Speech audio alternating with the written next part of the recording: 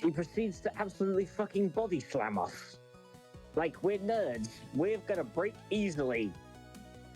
I'll probably put up a little bit of a fight because I have some, at least have some muscle on me because the strength training from my marathons, but I will still fold. Speaking of marathons and the crazy idea that I'm going to be doing for next year's.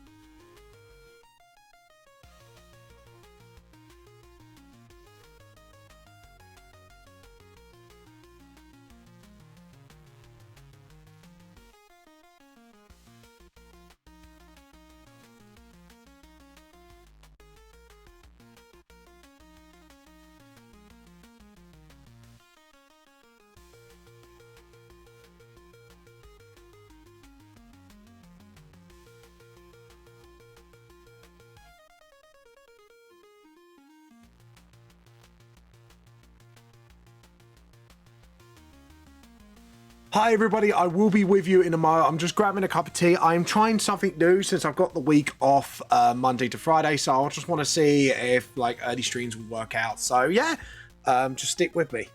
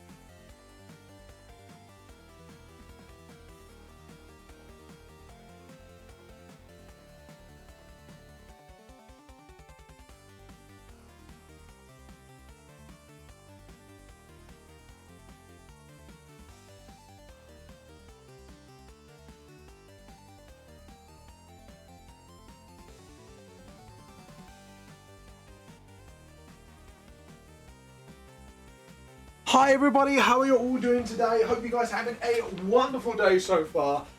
Yeah, so I might be just doing this for like 2 or 3 hours just to see how it goes. So the idea behind this sort of new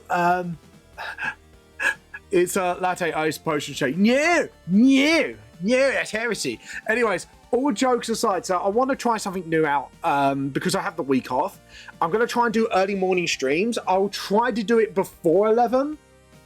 And see how it goes, because obviously this won't be a permanent thing. This is just in case if I do go full-time as an author and a streamer, just to see how I could do this and then learn from this and then grow from there. So the other streams should be at normal time, maybe not Thursday because I want to spend some time with my wife, but other than that, like, all the streams will be back to normal after this week. Anyways, guys, let's get on with the stream today. Today we'll be doing some more manga stuff, so let's get cracking. I hope you guys enjoyed the little surprise. Ozzy, how you been? Poppy, how you been? No heresy here, as Mr. Rogel Dawn will say. Mr. Dawn will say. Yeah, we could do some art show and tell if you want. No. Thank you, Crick. 2-month subscription. Woo! How you been, buddy? Maybe not. Like I say, like we'll see how we feel. Like we'll see like at what 12, half 12. See what we're in the mood for. But yeah, if we're gonna do art show and tell, then we'll see how people get on. Because obviously, I'm not gonna expect people to do art tax every day. That'd be too exhausting for everybody. So how you all been? Yeah, if you want to post it, feel free, knock yourself out. I always say to people, feel free to post it anyways beforehand, because obviously it's not just me who likes to show off everybody's works. You know, other people like to have a look as well. So yeah, it's for everybody. So yeah. But yeah, that's a bit it. So yeah, like I said, guys, I hope you guys are doing well today. Sorry if it's kind of like jumped out of nowhere. It's just something I wanted to try. And then if you guys want to feed back, feel free to feed it back. Yeah, like I said, feel free to knock it down. Knock it down. Yeah, awesome. Yeah, so I just wanted to do this as a surprise. Tomorrow, I'm going to try to get on at about 10 or 9 and see how we go from there. Do it for a couple of hours and then spend the rest of the day doing my book and stuff like that. So I'm just kind of testing the waters a little. And I'm saying, is it better for me to be a morning streamer for the vamp stuff, or do I, like, if I do go full time, am I better off like doing it in the afternoon? Because obviously, I kind of looked up like the best time to stream. In the morning, it's like between, I believe, 7 a.m. to 11 a.m. And in the evening, it's like 7 to 10 p.m. in the weekdays. Saturday and Sunday I will not be streaming, so yeah. So like if I did full time, that's how it's gonna work out, like a Monday to Friday thing. And then so it's just this is experimental. Sadly, I got up a little late today, so stayed up late last night like an idiot. So that was my fault. Because I was playing I booted up Dragon Age Inquisition again, which was like, yeah, it's kind of like I wanted to play one of my older games. Yeah. It's like the two best, like I said, Poppy, the two best times to do it in the UK is either in the morning where you catch like the American viewers, like or you do like 7 to 10. They're like the two best times to do it in between. So to be honest, your time is pretty good anyway. So because you got like the early start, you'll catch all your like early viewers, and then you'll probably get like all the new people after that. So you know. So but yeah. So anywho, just trying to think. Yeah, I think we're gonna squint, make him squint just to say, that's sus. If you know what I mean. So, sort of like that. Yeah, maybe do like that for now. I know the lips are a bit too long, but it's just for me, just to get a reference. But yeah, so it's just then, and then when I'm not gaming, I do printer streams. Yeah, no, that's fair enough. That's fair enough. It's just for me, it's more experimental, just to see how things go and stuff like that. So, if you want to let your like friends know like I'm streaming and stuff like that, feel free to. But yeah, it's more for my sake than anything. If you are watching, which I'm probably assuming you either are or not, feel free to obviously what's the word I'm looking for? Her parcel. I've actually sent a picture to her saying like I basically sent her the picture of like, yes, I have bought it. The postman's going to be picking it up from me tomorrow, and that means her little gift from me is on the way. To be honest, as a big thank you, as everything she's done. So yeah, so I've done that. Yeah, yesterday I was playing, so I said Dragon Age Inquisition, not the Veilguard, because I'm not touching that with a barge pole. Because I've heard it's really bad, and it's not Dragon Age at all, basically, from what people told me. And I'm just like, I'm avoiding that game like the plague, essentially. But yeah, So that, and me and Poppy had an interesting discussion before stream actually. Poppy found one of my very big pet peeves, which creators like still deserving the attention they're not deserving the attention they get still these days, like Logan Paul and Mr. Beast, after everything has been like dug out about them. And like I say, these are not like minor controversies as well. This is like full blown like they've been scummy and shit, and I'm surprised like they're still on the platform sort of shit. Yeah, Poppy found one of my a big pet peeve of mine. Even though like normally my pet peeve would be more like spots and stuff like that, and I have to pop the fuckers, but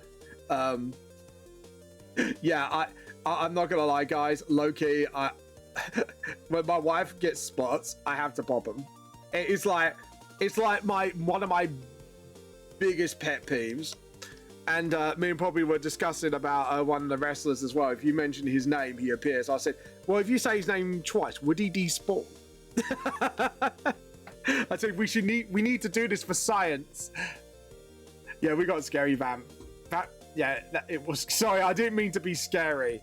Yeah, I get when it comes to people who don't deserve their fame, it annoys me so much, especially when you got lovely people. Like, I know Jason Momoa is different compared to those two YouTubers, but like the guy's absolutely a bloody saint.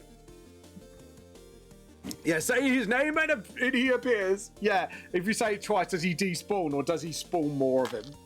I say we should do this for science. And Poppy brought out the good health and safety point. So I think what we're going to need to do, you know, like those armor things that you use for training dogs? We just put that on ourselves. Why are you wearing that? Yeah, Joe Hart. Yeah, we're talking about him.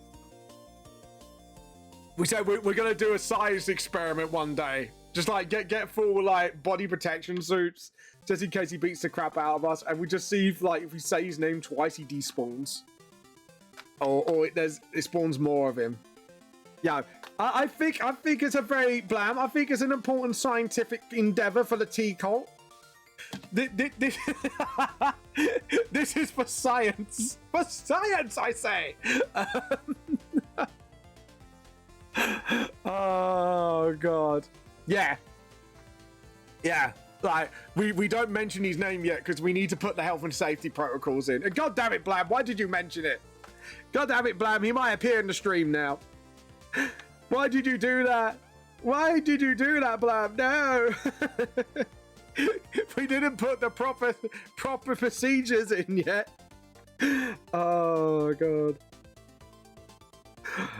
Do you imagine like that? Just like big old body armor and stuff, just in case you get bodied, and then just like, yeah, health and safety check, all this done, check.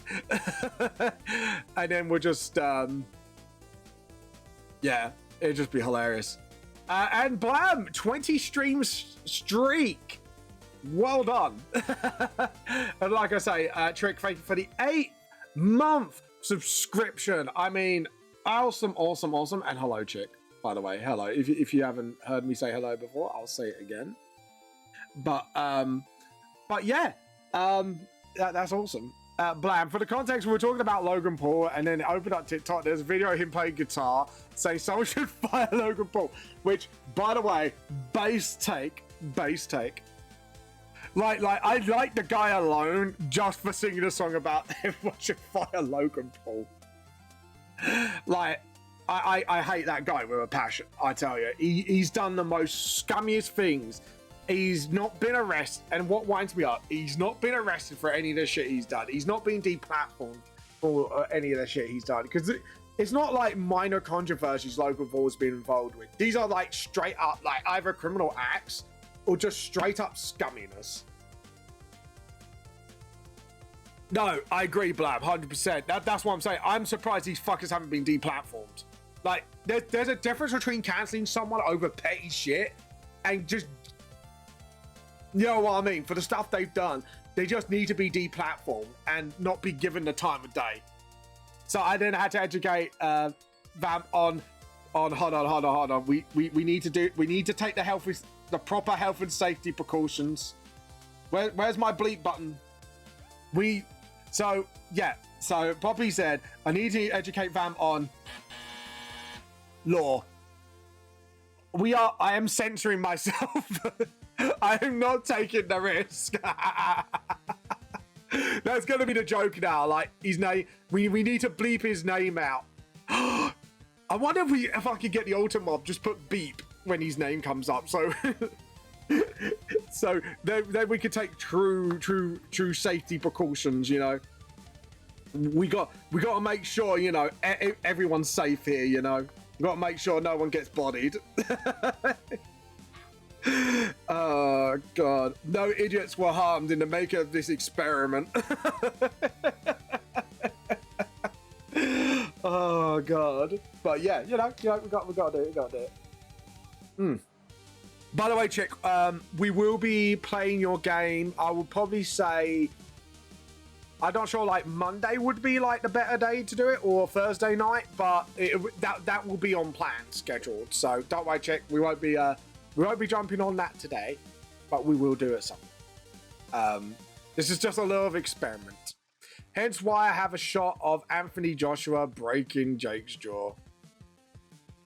Yeah, I'm sorry, but yeah, that fucker, like I say, I don't believe in, like, you know, promoting the, you know, the death word to somebody, but pin it for Monday. We'll discuss Friday evening. Yeah, that's fine, chick. That's fine. I'm happy to do that. But I'll probably have to, like, do art show and tell early because of it. So yeah. As for my lock screen, it's glorious. Yeah, I bet it is. But at the end of the day, like if anyone does deserve to get cancelled off the fucking face of the internet, it's fucking him. And fucking Mr. Beast after all the shit he's been pulling as well. You know, covering up for and shit like that.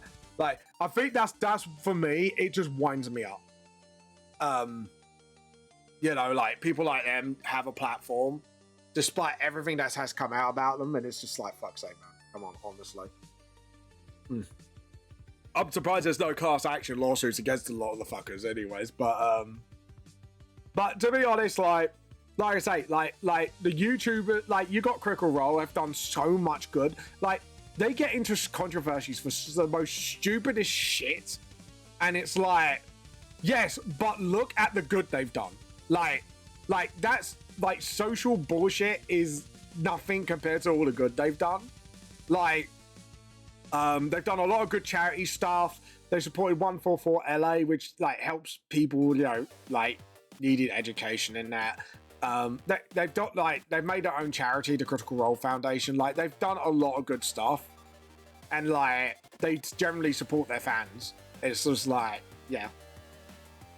Well, that's just my thoughts on it. Like, I feel like people on the platform are more deserving of fame than them too.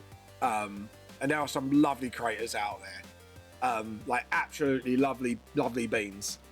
And it's just a shame, like, those people don't get a bit more of a platform to sort of, like, stand out on.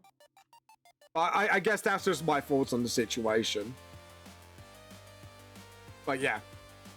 Nose Pass escaped. You shall no pass! I don't know why I thought of Lord of the Rings and Nose Pass in the same sentence. That was terrible. I'm sorry. I probably offended both Pokemon and Lord of the Rings fans alike, even though I am well, I'm not a fan of the recent games, but I love, like, more of the older games and stuff. But yeah, just like, oh god.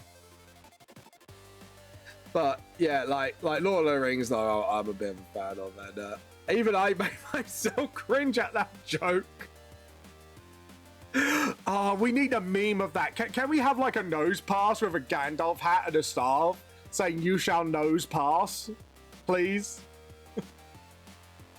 It's fucking funny.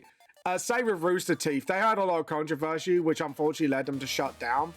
And some of the people are amazing. The problem is with Rooster Teeth, when they did they get bought out at one point, and then that's when it all started, and they treated their creators like shit, if I remember correctly. Like if I remember, yeah.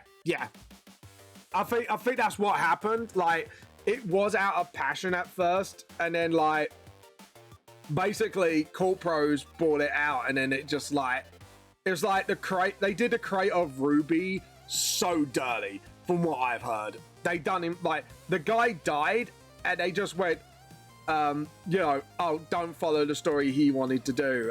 We're just gonna change it up. Like, I've heard like that was one of the controversies, if I remember correctly.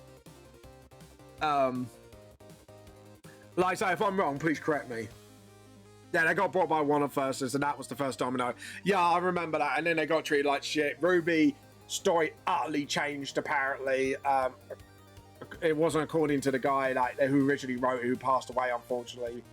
Vision and stuff like that. Like, I know there was a lot of shit that went on. But yeah. Which is such a shame, really. Because I would, to be honest, I would like to see the original vision of the guy's story and see how he wanted it to end, because it was his story to tell, honestly. So,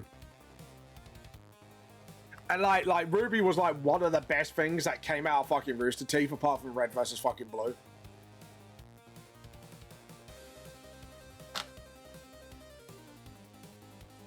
But yeah, no, I've heard about it, and I know like it was literally, it all started when Warner Brothers bought them out, and then that was it.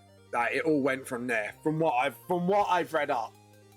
Like, to be honest, need I say more? Basically.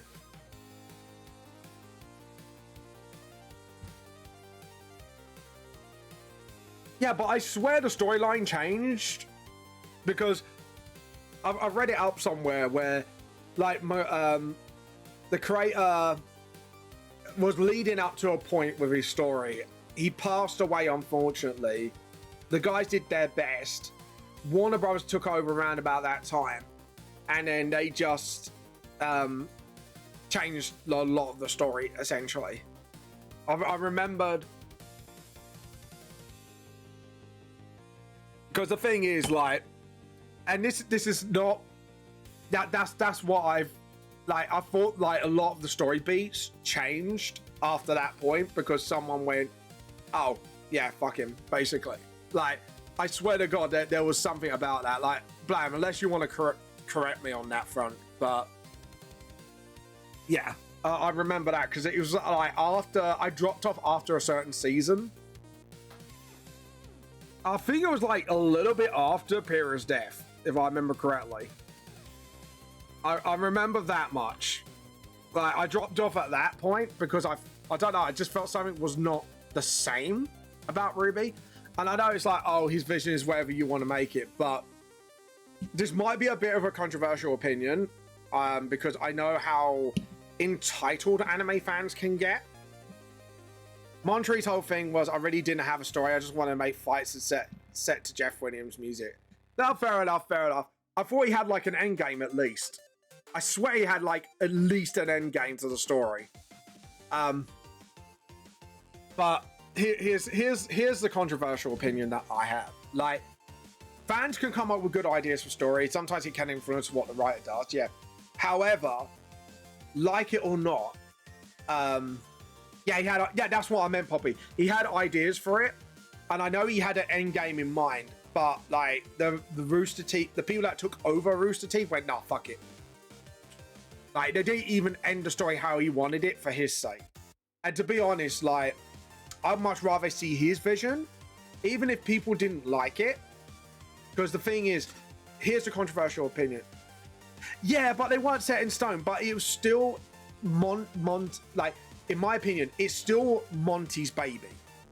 And to be honest, if someone passed away, even if it weren't set in stone, you should always follow it through.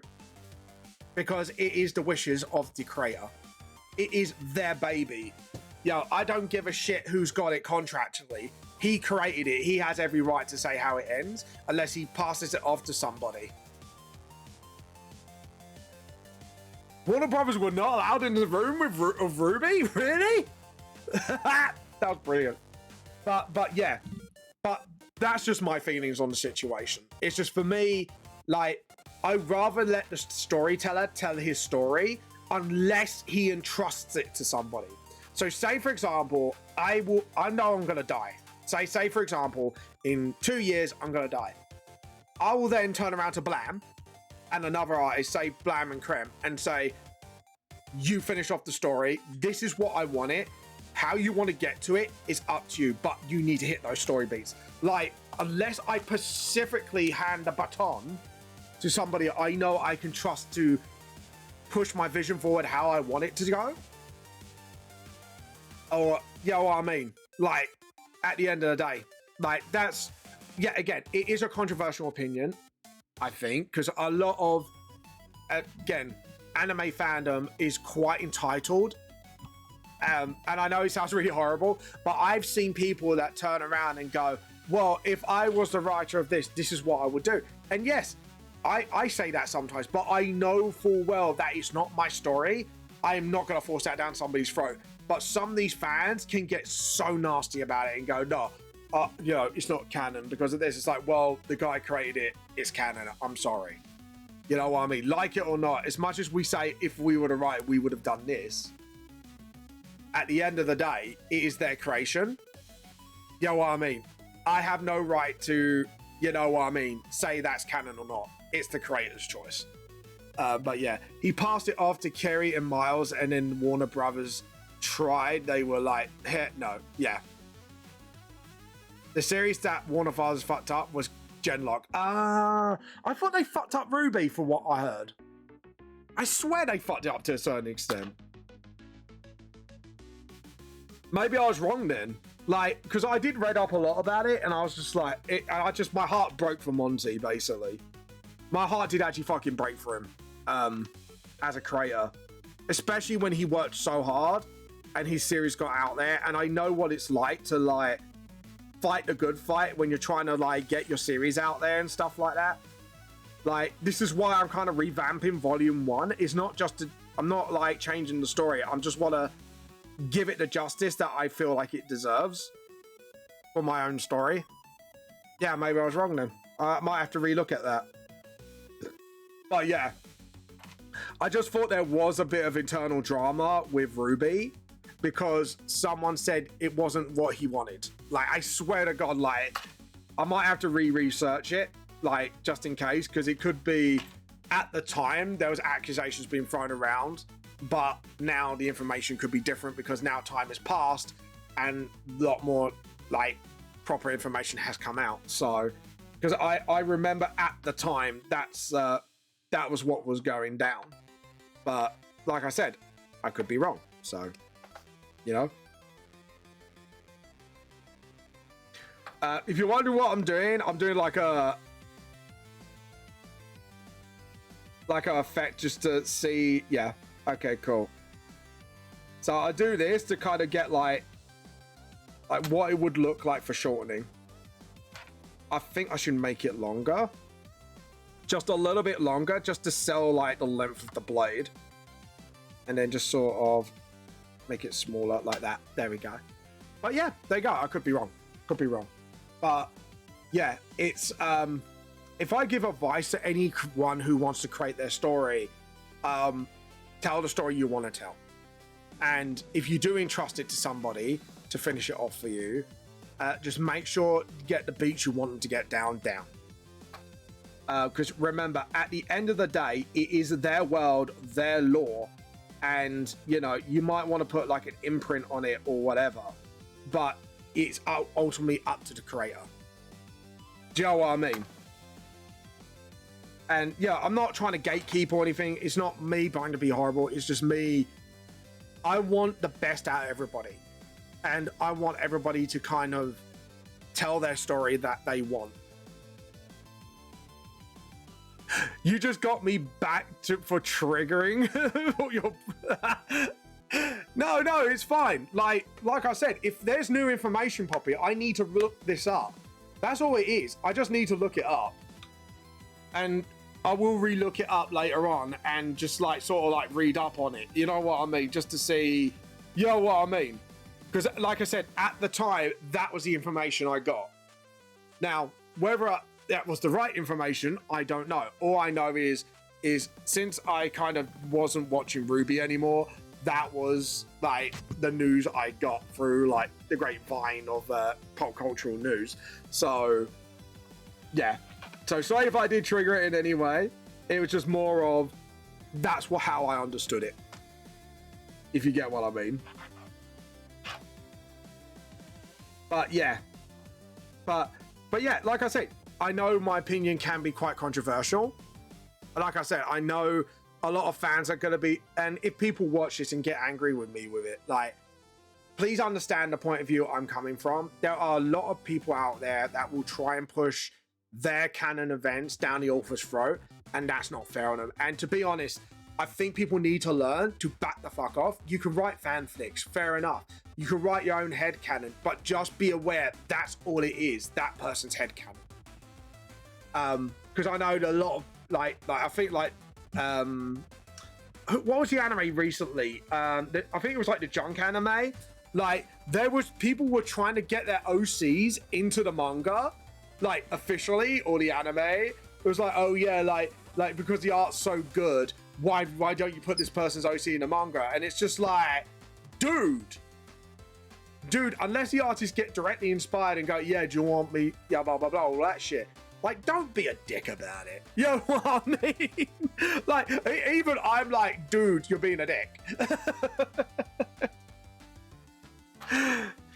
But yeah, and to be honest, it's like, say like Uzi's game, for example. Like, Uzi can take the criticism of Trix, what Trix said about, yeah, the text was a bit too, you know, blah blah blah blah. You know, it's up to him. It's up to him. Do you know what I mean? But going back to the I can't remember the name of the anime. It's gotcha. I can't pronounce it. But to the junk anime, it's not actually junk as in bad. It is based on junk. Like you just watch it. It's brilliant. She turned around and said, "Fuck off, no," to the fandom. I was like, yes, someone is standing up to him. Fucking brilliant. To paraphrase the Alison meme, do not cite the dust law to me, since I was the red trailer dropped live on the book. Yeah, since I was there. Yeah, exactly. So, like, dictating VTLS to me is the same as you trying to get your story in my books.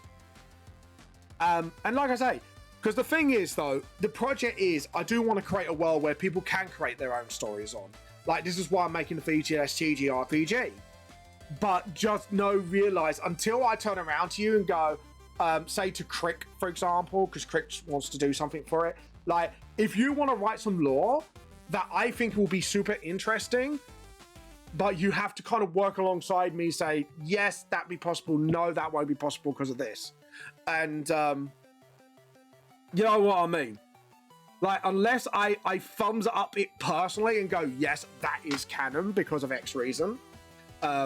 Because I like the idea, but the idea, it goes to that person, but the world is mine. You know what I mean? So unless you get like a direct thumbs up, yeah, I like doing that. Yeah, but that's what I'm saying, Crick. Like for you, because your idea is at least interesting, I'm willing to work with you on it and see where it goes. And if I like it, then I can kind of go, yeah, thumbs up, canonize it, but this is your story, but you're using my world. You know what I mean? But you would have to adhere to the rules of the world, basically. You can't just like make it an exception unless there's a good fucking reason behind it. And even then, I have to have final approval, which is fair enough because I am the creator of that world. To be honest, like, the law of the world gives a lot of creative freedoms anyways, but there are certain rules to the world that must be adhered to. Like, say for example, Lord of the Rings. I can't just put like fucking Mecha Gandalf in there. You know what I mean?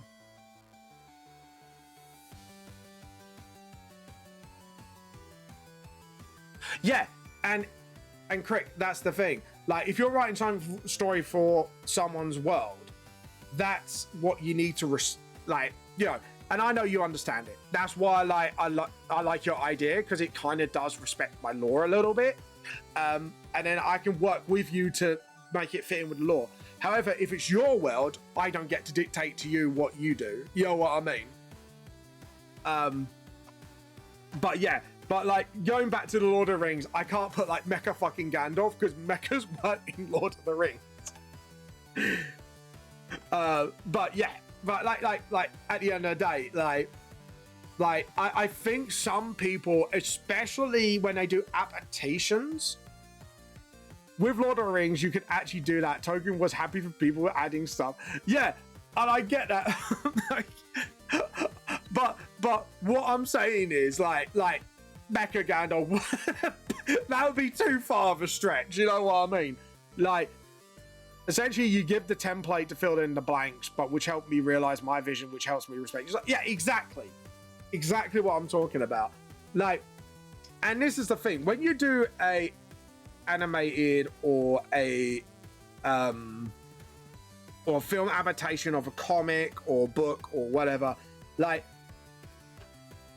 you need to keep that in mind, because sometimes changing a fundamental thing, dwarves exist, they have technology, yeah, but I'm just trying to like make a point. That's all I am saying, Poppy. I'm trying to make a fucking point. Like, if I wrote a story in Token's world, I would have to, what's the word I'm looking for? Keep the spirit of Lord of the Rings in mind. Because there is something where you warp something so badly that it's not Lord of the Rings anymore. Do you get what I'm saying? And I think a lot of TV or a lot of like Americanized adaptations of certain things, they lose that in the translation along the way. This is why they redid Fullmetal Alchemist to Fullmetal Alchemist Brotherhood, which follows the manga. This is, you know, like, if you're going to do an adaptation of it and add things to it, you got to do it in the spirit of it. This is why Henry Cavill left Witcher, because it wasn't in the spirit of The Witcher. It's why, yeah, exactly. So the argument is you can't add stuff to it because it's fan stuff. Like, fan stuff, people go nuts on. You know what I mean? I can't dictate what fans do with fanfics. But if you want to make it official, that's when you do need like the author's input, lore and stuff like that. But the first and second ages are so vague. There is a quote from Tolkien: "Is something should always be left a mystery," and I agree with him. I think he said it along the lines of, like, basically even he doesn't know what happened, even though deep down we know he fucking knew. But he sometimes mystery and intrigue of a lost civilization, and that is a very good way to sell intrigue, as long as it's done correctly. But yeah. So, but like I said, that is my take on it. And like I say, people don't have to necessarily agree, but there is a lot of people in different fandoms that would try to force it upon people, and that's not cool. Do you know what I mean? And I think, like, as long as you understand the difference between fanfic or fan adaptation with the approval of the author and stuff like that, like yeah, that's fine. Or like, yes, it can become canonized and stuff like that. Like, look at Harley Quinn. All right, Harley Quinn is a fucking good example of this. It makes me laugh when fans lose their shit with the Rings of Power and War of Warhorn. Like, he wouldn't have liked it that done that way. I think it's because, if I remember correctly, the Rings of Power, they changed a few beats of the story, which wasn't true, if I remember correctly. Like, there was some bits, I think, like I said, if I remember correctly, because it is based off the Silmarillion, if I remember what the Rings of Power are based on, if it's Silmarillion or the other one, and like, it was supposed to be like it's not like Galadriel was the one. That is like, it was something else. But yeah, but I know why people got pissed about that. And I kind of understand it, but however, it's like, I did like Celebrimbor. I like how the reveal happened and stuff like that, because we knew who, yeah, what I mean. Like, those were pretty good. But yeah, it just I don't know. It felt like they gave, because the thing is I think the spirit of the Lord of the Rings and the Hobbit and stuff like that is no, they have the rights to attendees at the Lord. No, they only have the rights to. Hold on. I'm trying to read what that word is, because that is actually a new word I don't recognize. So I'm going to look up its meaning. Sorry, when I see a new word, I have to know what it means. So that is a new word. Appendages at the end of the Lord of the Rings books.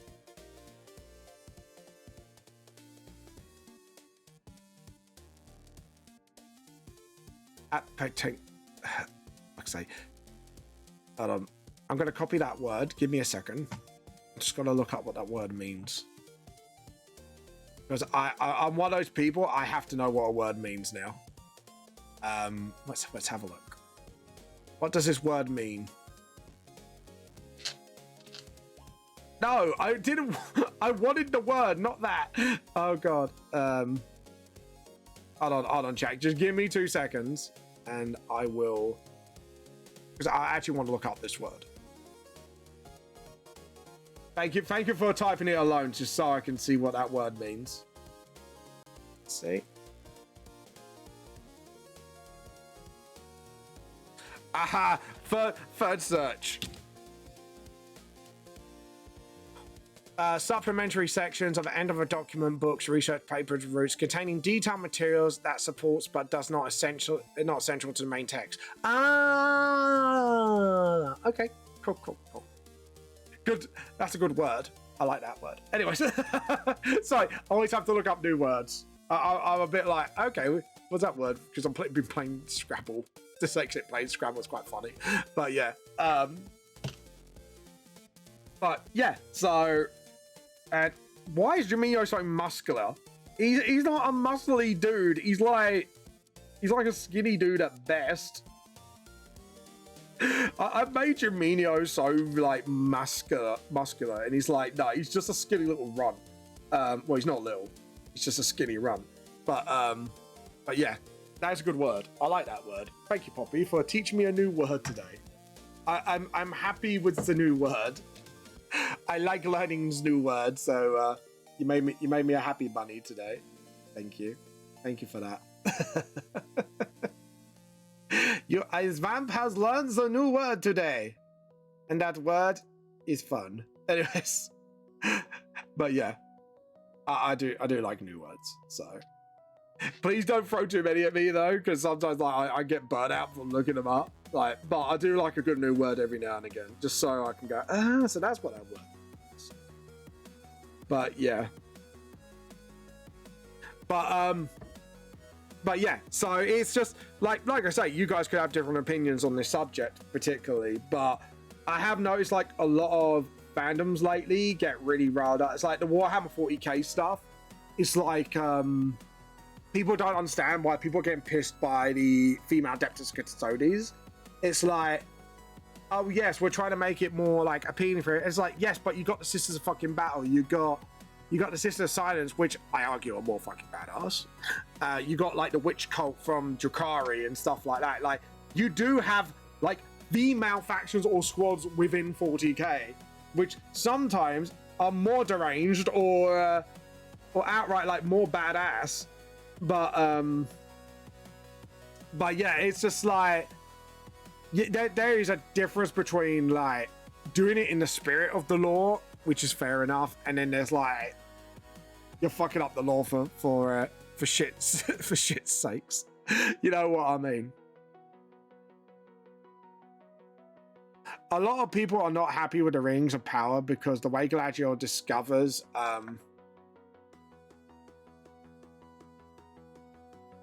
yeah. And to be honest, like, I don't either, because Sauron deceived everybody and nobody knew who he was till the last fucking minute when he built those rings. You know what I mean? Like, when his master plan actually came into fruition, that's when everybody found out. And I think that's why people got pissed. and I swear, I'm not sure if it's like there is books. I know there's a Silmarillion. There's the one which is based off Morgoth and the spider thing that ate the tree, and then you got like other shit and stuff like that. Like I think it's just, yeah, I think like Galadriel had too much of main character syndrome, and it's like, yes, she is the main character of the series. However, you know, ultimately Sauron fucking won. And that's what caused the first, like, second big fucking war, sorry, because the first one was against Morgoth. The second one was against Sauron. Yeah, like, he wasn't as strong as Morgoth. Like, a lot of people don't understand, like, oh yeah, Sauron's more powerful than Morgoth because Morgoth died. It's like, no, Morgoth was really fucking strong. Like, Sauron was almost a pale imitation of Morgoth. Like, if you read the text of how strong the fucker is, like, he controlled a huge fucking spider, dude. Like, a huge ass fucking spider. Like, but the thing is, it doesn't mean Sauron is weak, though. Like, Sauron was still pretty fucking strong on his own. I mean, he made the Rings of Power, for fuck's sake, and you know, corrupt, like, 12 kings of men into, like, yeah, he helps him forge the 16 Rings of Power, and then the deception revealed is when he forges the one. Exactly. When he forged the one, but that was when it was in Mount Doom, and it was too late by then. And I think that's why people are pissed, because then it kind of gives up the open opportunity that Galadriel could have stopped him there and then. And I think that's what makes people, like, really annoyed. like I love, like, me and Poppy are talking like Lord of the Rings nerd shit here. But yeah, like on power scale, Morgoth was up there. He was like up there. Like, Sauron was really fucking strong, but Morgoth was another fucking level. Yeah, and the reason he fucking died was literally because of his own hubris, I believe, if I remember correctly. I might need to reread it quickly, just to sort of, you know, get the gist of the history, because I'm still a little bit rough when it comes to before Lord of the Rings and Hobbit. But yeah, I'm on that LOR hyper focus at the moment. Yeah, it's because the lore's so fucking deep. Like you look into the lore, like, even though there's gaps in history, you can point out, because I know, like, before Tolkien died, he actually created a short story about what happened after Lord of the Rings. And it's just like there's a hint like shit's about to kick off again.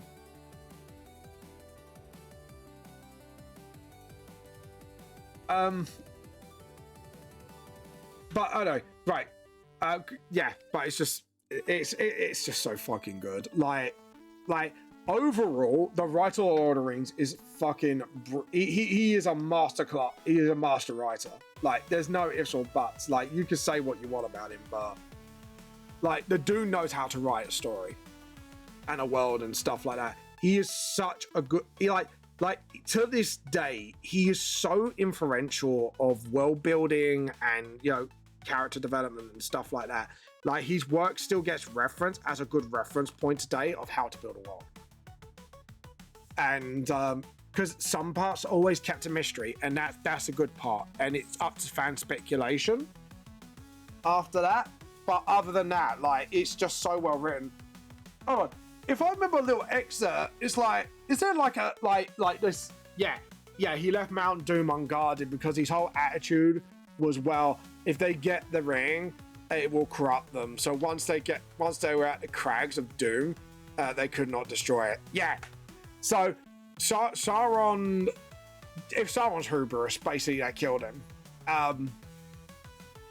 Because, like, again, because and this is actually quite a good theme in here. Because of his preconceived history of when the first Gondor, is it the first Gondor king or something? Like, the king of Gondor just turned around and went, yeah, nah, bro, I'm keeping the ring in front of, like, Elrond. Yeah, he was toppled because Gollum basically Gollumed. But yeah, he was so reliant on history repeating itself, he didn't realize like Gollum, or to be honest, even without Isildur, he was relying on what happened to Isildur to happen to Frodo. It did nearly happen. However, I have a feeling Sam would have finished the job. I think if it wasn't for Gollum, Sam would have finished the job. 100%. 100% Sam would have finished the job. And I know that's going to be a hot take, but yeah. Because remember, Sam was around the ring, but Isildur. Sorry, it's just... I hate when you keep... Stop correcting me, man. But Isildur, he was relying on what happened to him. Basically, what happened to him, what happened now. But straight up, I think Sam would have finished off the ring. Because out of everybody, apart from Merry and Pippin, he had like the least amount of contact with the ring. Like he was in proximity. And Sam should have been corrupted straight up, but that dude has a willpower of his own. Like yeah. Like, if you actually watch the film carefully, like apart from, again, because Merry and Pippin went on their own adventure after a while, so we wouldn't know what would happen. Like, Sam wasn't even tempted once by the ring. Everyone else around him kind of was. And that is crazy. And that's what I mean, like, I just think, like, Sam, if it wasn't for Gollum, Sam would have been the one to finish the ring off. He would have just grabbed that ring off of Frodo's hand, pushed him aside, and just threw that ring in the mountain. He would have just yeeted it. Like, people don't realize, like, how strong-willed Samwise Gamgee was. Like, you think about it. Like, he spent the most amount of time... Sorry, because I will retract my last statement, because I forgot. He spent the most amount of time with Frodo, which means he had more opportunities to be corrupted than any other character. And yet he wasn't corrupted. To be honest, yeah, when he held the ring and saw Mordor, the Greenfield, an entire world like that, Sam just went, that's a lot of gardening to do, and I don't want to do that.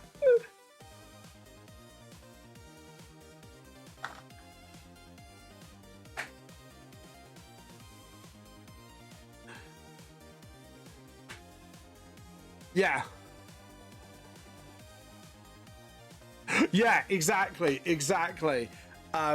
But that's what I'm saying, like people don't realize, like, actually, like, Sam's not much of a fighter, but the willpower of Sam was absolutely beast. Like, you think about it, Aragorn was even tempted.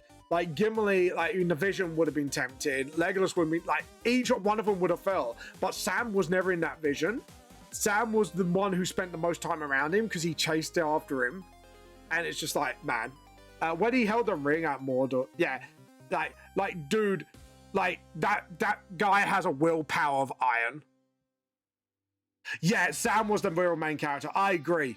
Like, people don't realize, like, how pivotal Sam was to the story. Like, I wouldn't even say the main character. He was the best side character. Like, 100%, like, if it wasn't for him, Frodo wouldn't got to Mordor. If it wasn't for him, he wouldn't help Frodo hold on the way he did. And if it wasn't for him, like, Frodo would have been straight up murdered by Gollum. Or the other way around. Yeah, exactly. Like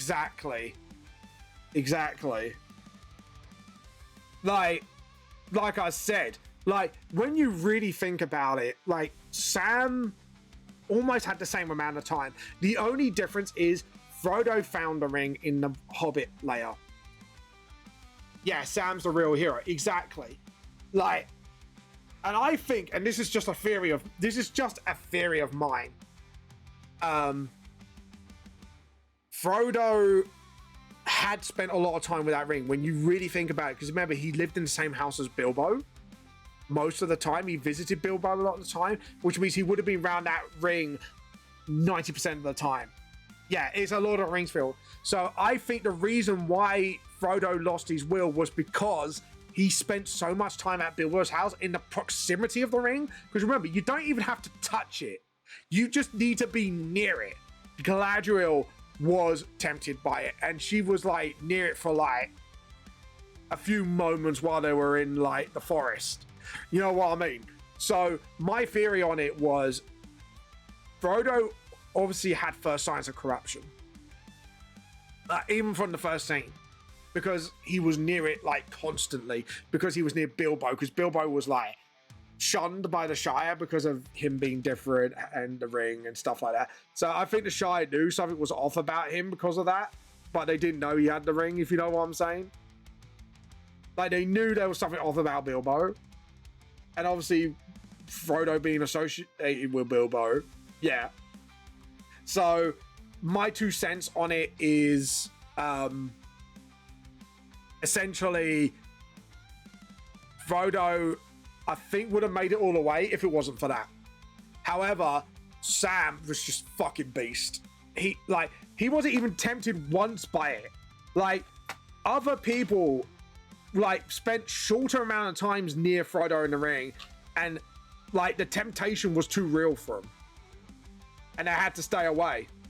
It's just, yeah. That's just my theory, though. I'm not sure if you agree with that, Poppy. Like, I think Frodo was a little bit corrupted even before the journey started because of the amount of time he spent with Bilbo, and Bilbo would have had that ring close fucking by, and I mean close fucking by, because of what he's like.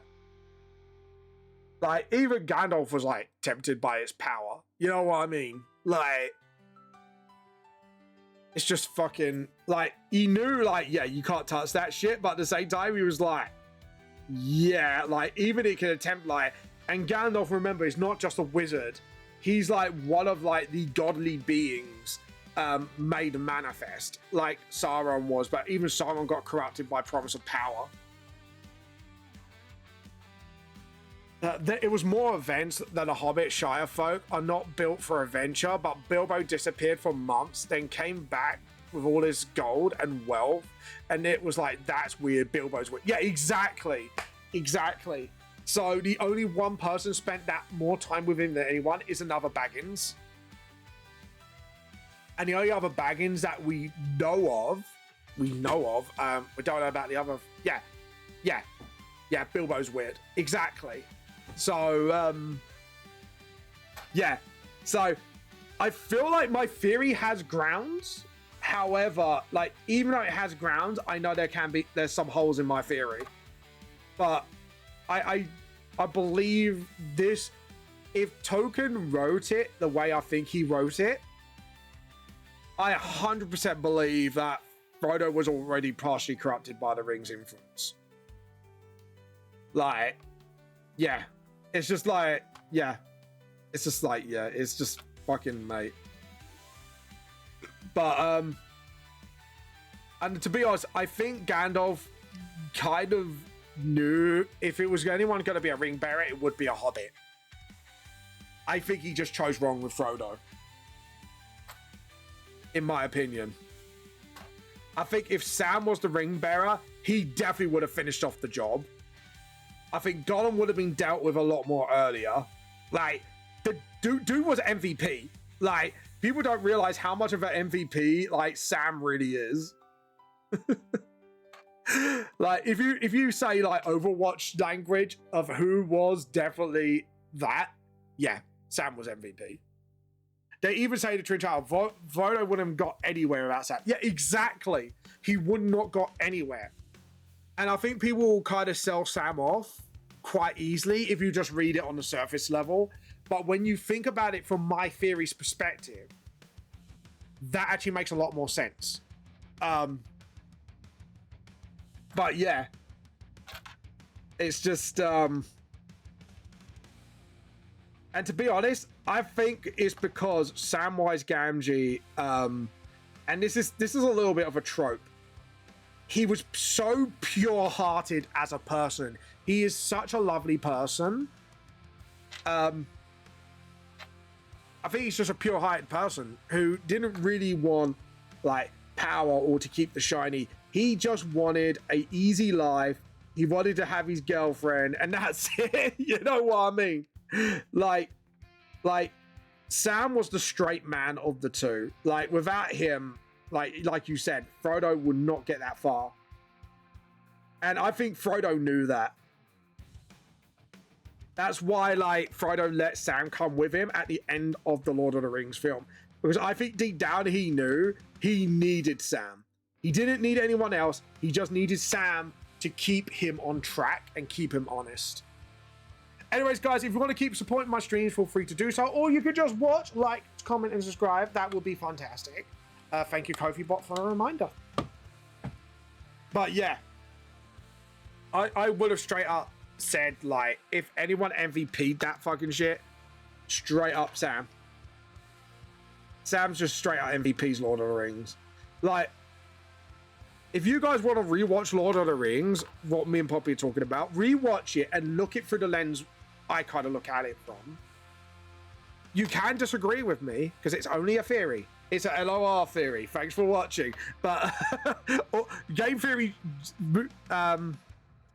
theory jokes aside, but yeah, it's my theory has holes, but I can tell. Like that is a solid theory of mine, I think. That being said, a little bit, he is a little bit flawed because when he first met Gollum, Frodo treats him with pity, and was able to get Smeagol back. Sam treated him like with hatred and anger, which brought Gollum back. Yes, he did. Yes, he did. Okay. This is where we disagree. Okay. Which, by the way, good point. Poppy has a brilliant point. Sam is a little flawed.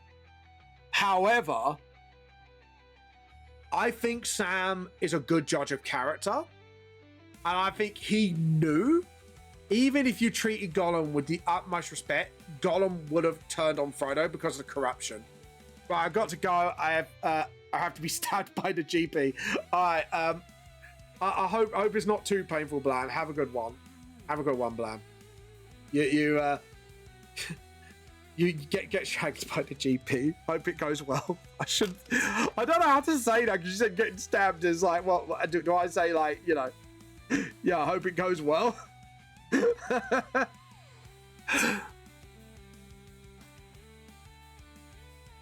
Yeah, I've been watching Cinema Therapy and that STA. Yeah.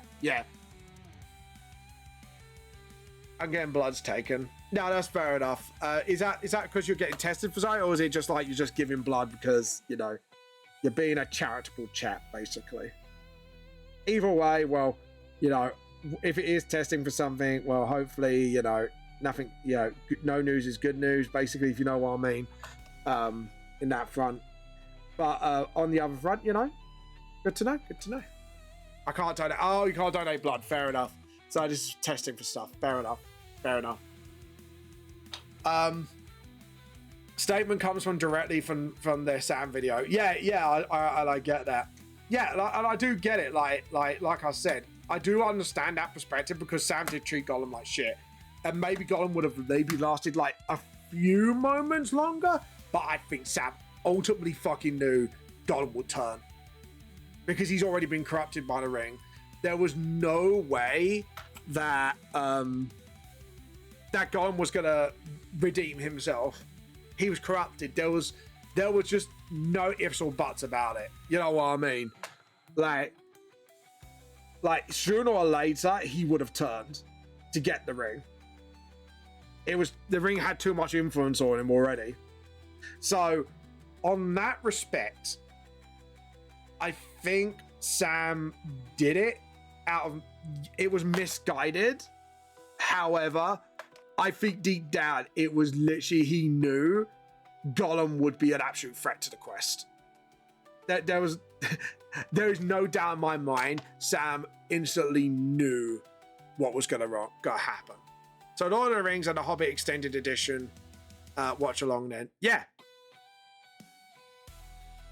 I don't know because of the copyright with thingy, but like maybe one night on stream I won't be able to do every single film. It'd be like we do one film at a time. and I'll do my commentary on it. But my understanding of that whole situation with Gollum, Frodo, and Sam being a dick towards him, which I do think Sam was a bit of a dick. I will not deny that.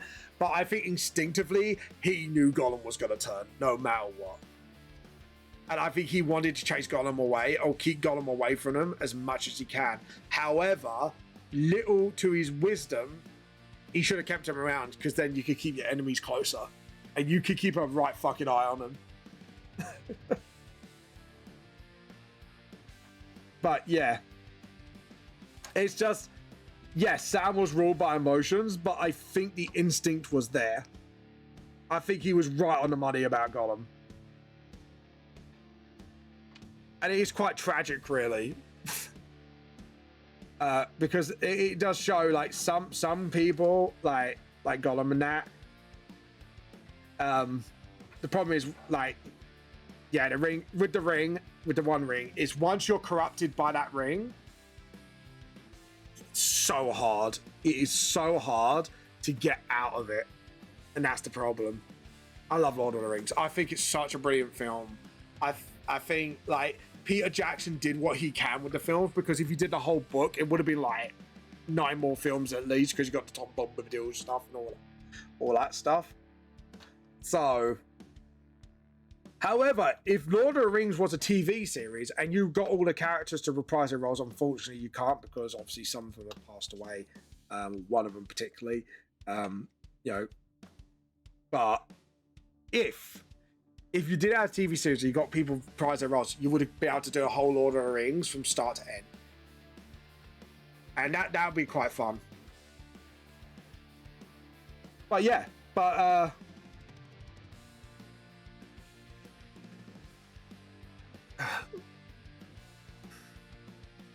Joe, what? Because he smiles? Yeah, I think doing that. I think doing it like that, I think it's kind of cool. Yeah, but still, like, I know it doesn't add much, but it would be a nice, like, what, like, the Battle of the Shire after the film would be a nice little touch, stuff like that. Like, I think, I don't know, probably, I think for me, it'd just be nice to see that. I know it wouldn't add much, but it's one of those, in a dream world, like, if you did, like, former Alchemist Brotherhood and follow the manga, or Hellsing Ultimate that follows the manga, like if you did that for Lord of the Rings, like, an actual TV series, I think it'd be such an excellent TV series. As long as you, like, you know, respect the spirit of it and stuff like that. You know what I mean?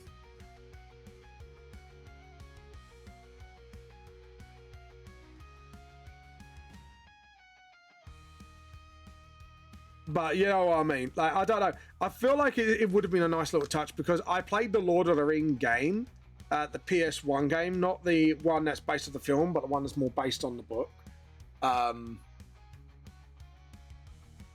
Yeah. Like, but I don't know. I just think it'd be nice. You know what I mean? Just a nice little thing. Just a nice little thing. Though I would love to see a Morgoth film, though. Like, if you have a film starring Morgoth, oh my fucking god, it'd be a good one. Just, like, seeing a giant fucking spider eating the tree, Morgoth, like, just being Morgoth, and, like, Sauron, like, in his apprentice days. Like, straight up, I would love to see that. It's one of those things that even I would be like,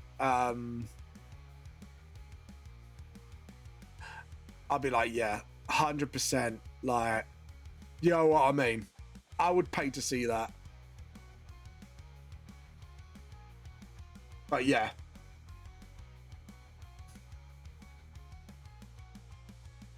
I feel like sourcing the Shire, Scouring of the Shire would be too much of a bad way to end, because Sam describes it as it was worse than Mordor, but it doesn't really fit the happy tone where it goes with the ending. I do get that. Yeah, I do get that. But I don't know. At the end of the day, like, here's the thing with Token's world, and I just love this. Things still go on. And I like that vibe of it. I like the thing is like it's not like happy ending, everything's gone, all evil's gone, blah, blah, blah. I love the idea that, you know, there's always something going on. And it might not be as bad, but, you know, it cleans up a lot of the stuff, you know, Worm Tongue, his fate, stuff like that. Like, I think for me, and it'd just be nice to see, like, how much the Hobbits have grown since, like, and I think that was the whole point of it as well. You see how much they've grown, how experienced they've become, and then you just go, yeah. Like, the Rings of Power, I did love seeing Radagast, one of the characters that didn't really show up in Lord of the Rings, because I know it's, like, kind of before Lord of the Rings, all that shit. But, yeah, I don't know. I just think for me, it'd just be pretty cool. Morgoth would have been drastically different because Sauron's armor was based on Morgoth. Yeah, exactly. But still, would it be so cool to see Morgoth in his full fucking glory? And just seeing, like, the mother of Shelob just, like, munching down on that tree. You see how, like, you know, like, them to become, like, the big bads of the Lord of the Rings world and all that shit. Like, I don't know. I just think it'd just be fucking badass, man. But I think, like, Peter Jackson would have to be the one to do, like, the films, in my opinion. Just because, like, the dude knows what he's doing with that world. And I do love Peter Jackson's renditions, I think. Unless you get, like, someone who's, like, a bigger LOR fan. And it's just, I don't know, I feel like it's just been crafted with so much love. You know what I mean? But just Morgoth, man. I just want to see Morgoth at that piss mother of all spiders. Just, like, fucking just go nuts. Just to see them. Just, like, a proper full-on villain movie. You know what I mean? None of this, like, misunderstood shit. It's just, like, straight up from when they were, like, angelic beings to, like, absolute full-on corruption. You know, dragging Sauron down with them, stuff like that. Like it just be fucking brilliant, and we get to see more of like the other continent.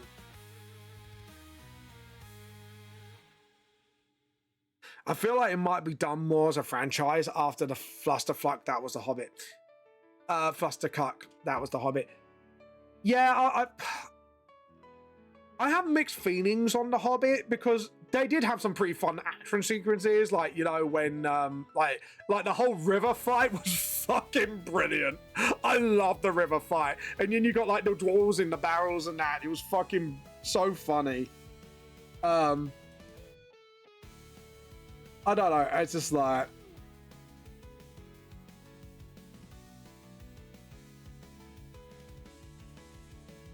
Like, the problem is, The Hobbit had some good bits. You know, you had Smaug and Bilbo's thing, which was pretty good.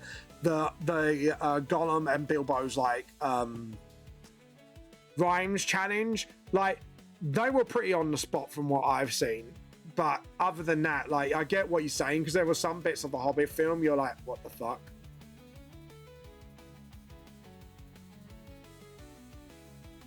It was which was supposed to, which originally supposed to end with the first film, but then it was 2 movies. Yeah, I think what happened was Peter Jackson wanted to do the whole book, but it wasn't enough for 3 films. The barrel scene was fucking hilarious. Just seeing dwarves fighting in barrels. I have to admit, I was pissing myself laughing the whole way through because of how brilliant that scene was. And the fact that those guys, the actors that had to run in the barrel scene and stuff like that, it was just fucking brilliant. But yeah, it was just the barrel scene just cracked me up so much. Like that fight scene alone was like absolutely godsend hilarious. You know what I mean? Like, and it was really well choreographed as well. Like, you can imagine, like, if dwarves were fighting down a river in barrels, that's definitely how they would fucking fight. It's just, we don't give a shit we're in barrels. We're gonna fuck you up anyway, sort of thing. You know what I mean? I don't know whether to make, like, Germinio's face, like, shadowed. Or shall I just, like... Yeah, I don't think he's looking up. I think he'd be looking directly at James Vanbrugh while he's kind of, like... Or do I, like, just half shadow his face?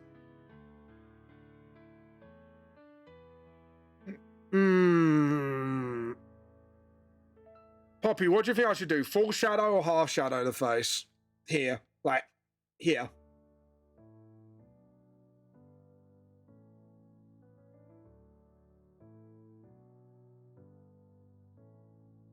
I think half shadow the face because it gives an ominous feel to it. I just feel like doing this would make it so ominous, I think. I just think I'm better off doing that. But the barrel fucking scene was hilarious. I'm sorry. Me and Poppy are just going full fucking tilt in Lord of the Rings now. Like the thing is, The Hobbit wasn't terrible. It was just like, it had good bits and bad bits. That's my opinion of the Hobbit films. Like, all of them had their amazing moments, but some of them just had a bit of meh moments. But it was cool seeing Rabagast though. That was fucking cool. I love seeing like Rabagast actually make an appearance in the films. That I did love. I'm not gonna lie, straight up, I love that bit. Just because, you know, that was like one of the few characters I wish we saw more of, and we had him. We had him, and it was just fucking brilliant. It was a shame we didn't see like the two blue wizards, but that was way before Hobbit, so, and they went missing. So there's not really much of a story to tell. All we knew is there was two like blue wizards that was sent off, and they've just never been seen from again.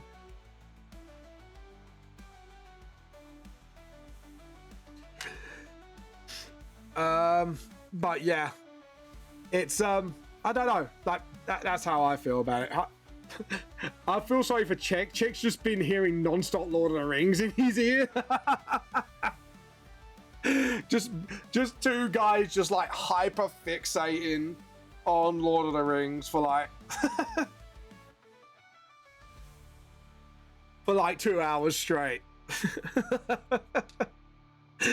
Sorry, Chick. Apologies. But yeah, it's just it's one of those things, like if you watch Lord of the Rings, it's just so much lore, so much. You can really do a deep dive on it and still not know everything about the Lord of the Rings world. I never went to watch it, sounds interesting. It's really good. It's masterclass in world building. If you want just the lore, there is a YouTube channel called Nerd of the Rings, which gives you like the whole history rundown. Quite a lot. And but the films only cover like so much of it. If you want to read the books, try and do it in chronological order, because some of the don't watch the Rings of Power if I were you, because a lot of the stuff is a bit, it's not really 100% correct. I would say same, but the films kind of get it nearer. But read the books and then watch the films. 100% recommend. I feel like we should have been at Lake Town at the end of the first film, way like Desolation of Smaug would have been an entire movie of the Smaug fight. Yeah, 100% agree on that one. You mean the guy that has been on my TV for the past 3 weeks? Yeah.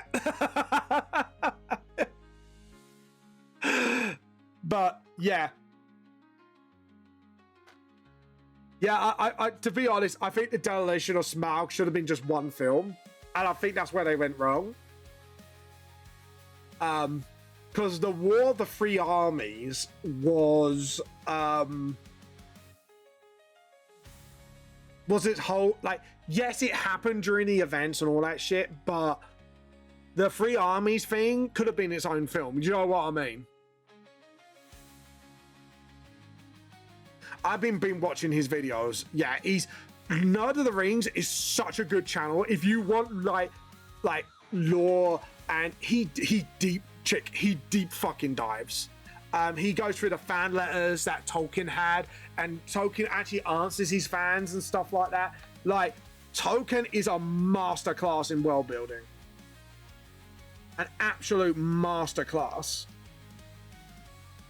And I think, like, a lot of the jokes when they ask creators a question, like something maybe we didn't think of, was literally because of him. Because he balls deeped his own lore, and then he kept some of it a mystery. And just watch one of his videos. He says the quote of something should always remain a mystery, even to the writer. And he says it so fucking beautifully. And I think he's right. Some things should always remain a mystery, and that's what gives the story intrigue. Like me and Blam were discussing this for the VTS TTRPGs. Like, after the fall of the city of Babylonia, which is a floating city in the VTLS lore, with the Garden of Babylon, which was actually just after the Great Crusades, was a mystical creature, sort of like nature preserve. And that, like, it was ahead of its time. The city was way ahead in magical and technology of its time, not to modern day. Yeah, you know about Babylonia. It was way ahead of its time, but like maybe like one or like the adventure you went on, like no one really knows where Babylonia landed, because different segments landed in different countries when it fell.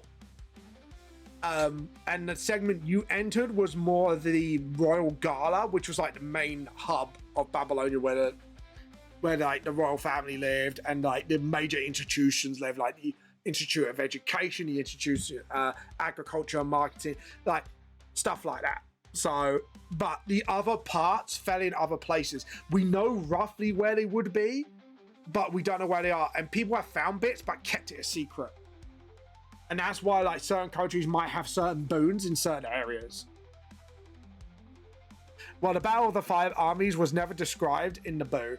Basically, Bilbo was hiding up in the ramparts, then he was introduced. Yeah, exactly. No one knows the year.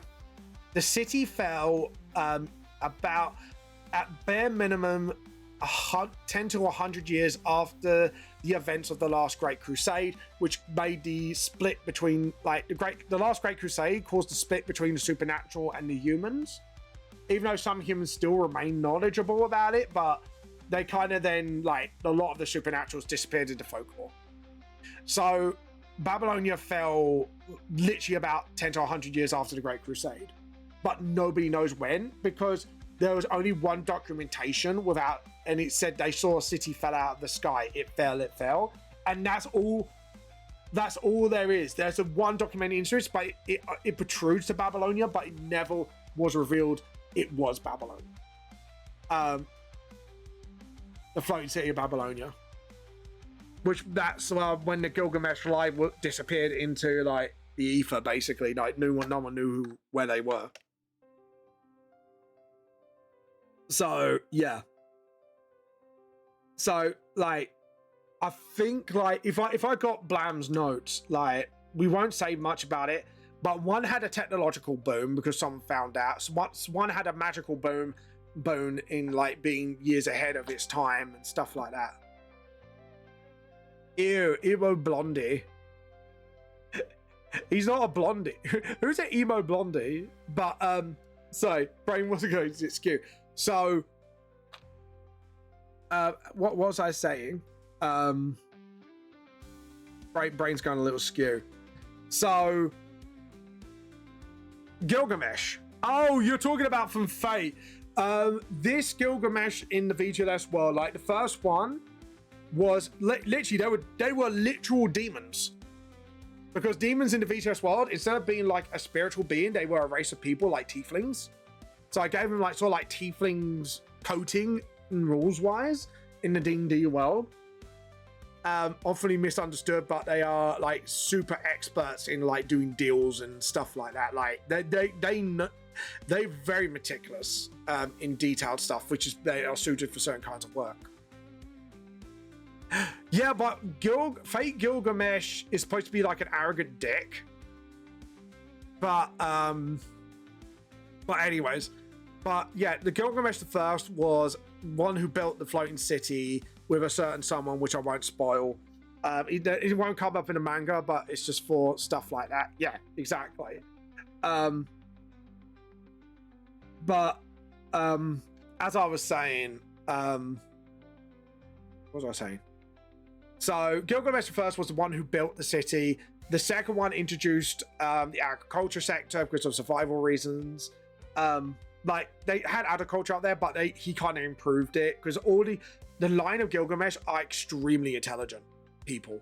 The second one introduced the technological sector or the research sector, which is basically like bumping technology and magic up, which again, all of them were responsible in its own way, but he was specifically like the one who bumped it up. The fourth was responsible for being like a marketing genius, if I'm correctly. I need to read the lore just to double check it. And then like the fourth one like basically made like the mech suit before it happened, like a steampunk / magical mech suit. He was like the artificers of artificers basically. And then like the fifth and sixth, there wasn't really much going on with them, but the sixth is when the city fell. And that's when they disappeared. But yeah. Oh, that's it. I think because the second was the one who built airships as well to go to the ground and get the agricultural stuff. So he actually invented the airships after the city was founded. And that's when, so yeah, so it's just like, yeah, like the city was way ahead of its time, but not that far ahead. Like they were like the rule that I made, especially for randos, is called an age ahead, which means your mind is a bit more like an age ahead. So if you're playing the Bronze Age, like your mind might be Iron Age thinking, basically, stuff like that. So, but yeah, it wasn't what year exactly. No one know. So no one know when exactly Babylonia fell. All we know, it fell. It split into pieces, and because of the altitude of it, it just went like into different areas. And like I know what really happened, but I'm keeping it a mystery of like how many survivors they are. But there is a reason why the airship technology was lost for such a long time. And the reason why they were lost was because obviously the knowledge was destroyed because the world wouldn't be able to handle that knowledge yet. And only the Rendos archived their knowledge and kept it safeguarded until the real world's ready for airships again. Chick's just like, I thought this lore quite well through. And it's like, yeah, I thought this very well through. That's why, like, you know, the Dark Ages weren't called the Dark Ages because of human technology. It was called the Dark Ages because a lot of stuff was lost. A lot of advancements were lost, even by, like, normal standards. Even the Rendos lost it because of the, like, what happened during the Great Crusades and that. Because a lot of the knowledge got either burnt at a certain history point during the Great Crusades. Yeah. Yeah. Nothing. Oh, sorry. I had nothing to do with that. Yeah. Yeah. You had nothing to do with that. But a lot of the knowledge was lost during the medieval point. A lot of it. A lot of magical stuff like that. Like, a lot of stuff was burnt by the Templars in the medieval times. Yeah. And, yeah. Like, in canonicity, a lot of you would have been visited by Rendos, be told to keep the knowledge a secret until a certain point where it can be released. Like, the mech suit she's got would probably eventually, like, when she passes away, would have been kept under custody, because that is technology that should not got out there.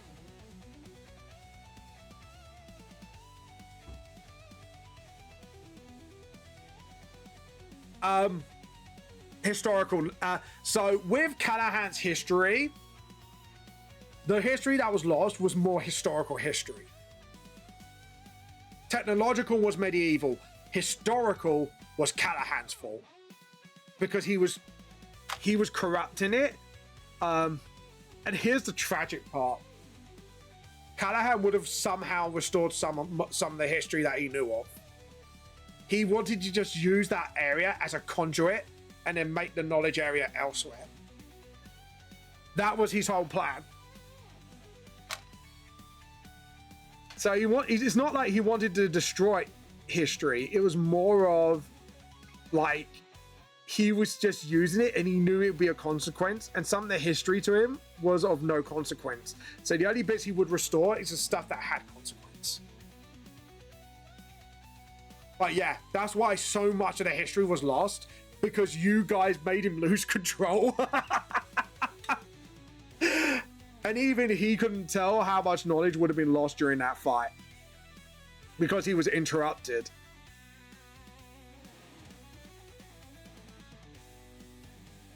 So yeah, so basically there was two purges of knowledge in history.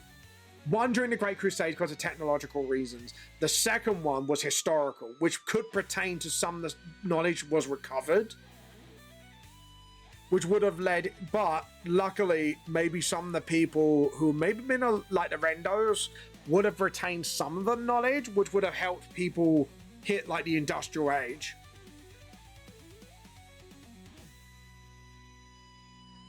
Yeah. And that's why Callahan got wiped from history.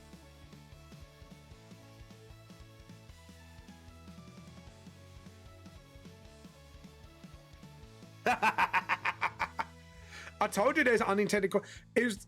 Shit. It wasn't just because of that. Yes, that played a huge, and I mean a huge part in it.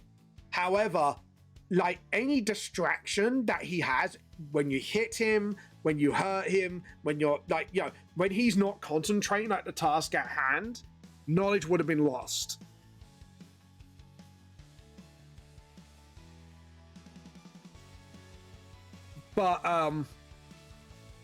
But yeah. Why do you think, okay, so in the VTLS lore, why do you think the Industrial Revolution happened? Well, I said the Rendos, yeah, so quickly bringing it back to Nerd of the Rings, I got back to watching the videos, and when I was looking at pieces for going to New Zealand, a video which is touring company, which takes you on 2-week tour of New Zealand, where they take, that's nice actually. I would love to do that actually, that'd be one of the things. So literally, the only fight I can say I was MVP in, I'm not sure. What do you mean you're not sure? But yeah, like, you played a major part in that breakdown. However, there was a lot of other things that were going on, like him getting hit and that. Yeah. And then Callahan just lost his temper. He just lost his fucking temper because he's like, you fuckers are destroyed. Okay. So this would be public knowledge for those who read into the VTS GGRPG, but the Rendos felt like the technological progress was too slow after the lost knowledge during the Tudor times, and so they kind of gave people nudges in the right fucking direction to make the Industrial Revolution happen. They were basically being the knowledge Illuminati and just going, right, we should be at this point by these people, like, basically, like, civilization should be at this point by now. We've lost too many years. We need to play fucking catch up. So basically, they kind of just left, like, little hints. Like, think about, like, the, like the plane thing in that. It's like they kind of slipped, like, like a bit of knowledge. It's like, yeah, you should totally build that. Like they snuck it into a few humans, but at the same time, they kind of got people like, remember, because supernaturals were still in the world in the modern day as well. Some of them came across as famous people and just went, yeah, we made this technology.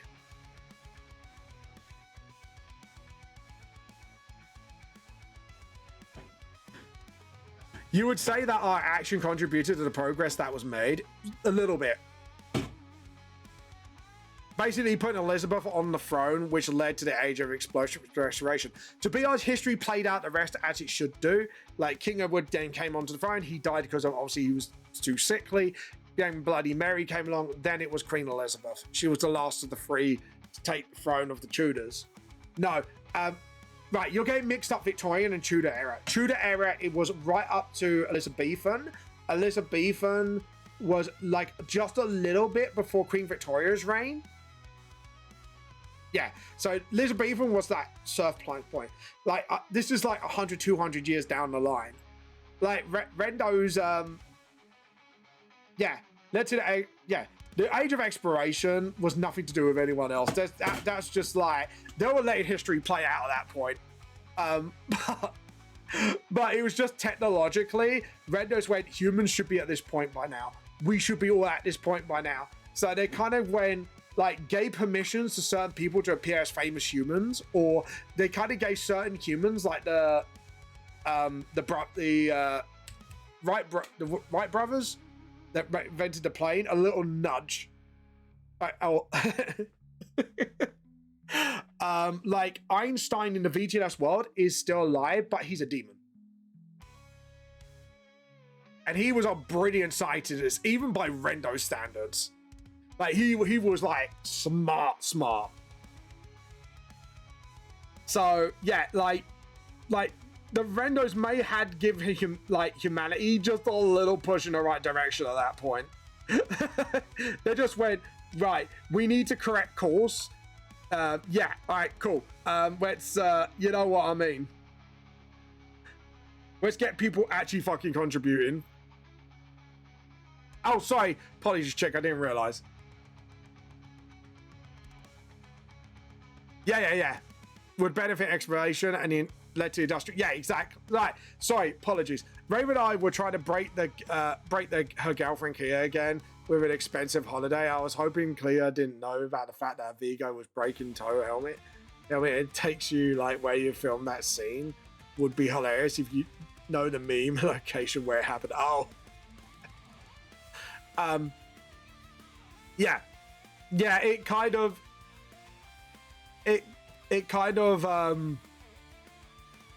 Yeah, history played out as normal for the next 200 years. And then it's just, Rendos just went, we need to push people in the right direction. And that's what they did. Because actually, here's a fun fact. The monarchy is one of the few human factions in England would know about supernaturals because they have to, because of King Henry VIII. Obviously, you know, chick, because of King Henry VIII's declaration and stuff like secret declaration and that to get the supernaturals back, to get the economy booming again. Before he went a bit nutso. But yeah. So technically, Queen Elizabeth followed her father's wishes, like before he went nuts.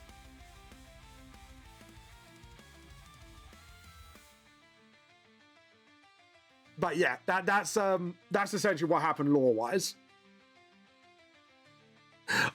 I like Chicky's finding out all this lore now. It's just like, holy shit, I thought this through. Sorry, yes, it did lead to industrial revolutions, but Rendos had to kind of push it in the right direction by the time of the invention of the plane and trains and stuff like that. And it's just like, yeah, they got people back on track. That was what they did. They just went, fuck, yeah, we need to get people back on track. Otherwise, this is going to be a huge problem for, like, the world. Especially where Rendos were, like, they're even self-aware. They know they should be an age ahead of everybody else. Token, eat your heart out. I wouldn't say I'm good as Token. Tolkien is a master at what he does. I just learned from him and Oda, the writer of One Piece, and just going, yeah. Like, the events of VTLS books, like a lot of the history would affect what happens in the books. Right, so World War II, Trollkeen.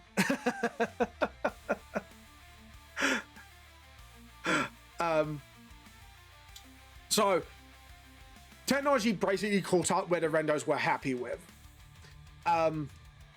Essentially, during World War II, the Legendary Six was formed. They're canon to the books. That was, apart from one member I cannot mention because of spoilers, that is Dragon Mistress, who you've heard references to, Billy Jeans, Jasper, which you've definitely heard references of, but you joined a little later on. That was after the whole Dracula thing, Val Strider thing. Yeah, so Billy Dreams, Dragon Mistress, Einstein was one of the heroes, and Enigma, which that was hinted towards. If you watch the second arc of our campaign on Four Leaf Clovers, you might see who that would be protruding to, and that shows obviously the origins of MK2, but that's like way before then. So the Legendary Six formed because of what you guys found out. And they become a huge part of cracking down on modified zombies during World War II. And because of that and the other war crimes that would be war crimes now, if you know what I mean, like that's why like there was a what's it called? Geneva Convention. Geneva Convention wasn't just because of all the stuff that happened, but the supernatural stuff. So, and that's not just because of modified zombies, but of absolute abuse of magic. And it made a huge there's an incident of a battle where there was a wild magic area for like, it's not just like radioactive, it's literally, and that was due to the atom bomb incident. And that was one of Einstein's biggest regret, because splitting the atom was a discovery that should have been used for the good of the people, but instead being used as the bomb. And Einstein regretted that ever since. But yeah, but there is a supernatural Geneva Convention. And like the atom bomb is a part of that convention, because Einstein was the one who discovered how magi works. Like from the very basics. Like Rendo's had a rough idea how it worked, but Einstein was the one, not a Rendo, Einstein the demon character, historical character who's also a demon in the VTS world, was the one who discovered how magic actually works, which is by splitting an atom of a certain element, and you must do it completely in half. And somehow living beings have the natural like way of doing that, which mix like the spirit and the sort of science together to make it into like a science sci-fi thing. And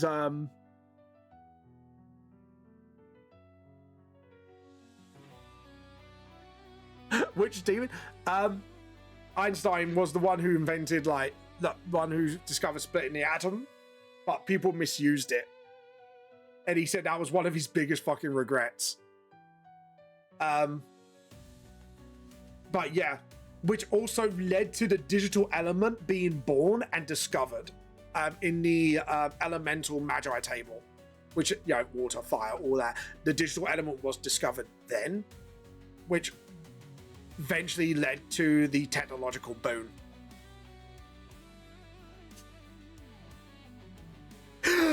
Of the digital technological boon. Chick's just like, what the fuck have I done here? So yeah. So kind of like Oppenheimer of, yeah, pretty much. Oppenheimer VTLS. I am pleased with the lore dump. There is anything worth knowing about the ancient times in order to better prepare for the VTLS Three Kingdoms.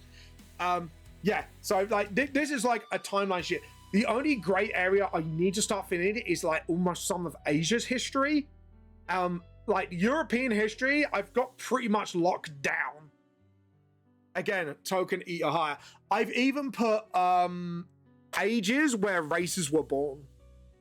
That is also when the first computer was made, the first diginoid race appeared. Yes, there is another custom race, which I haven't mentioned. It's called the Diginoid.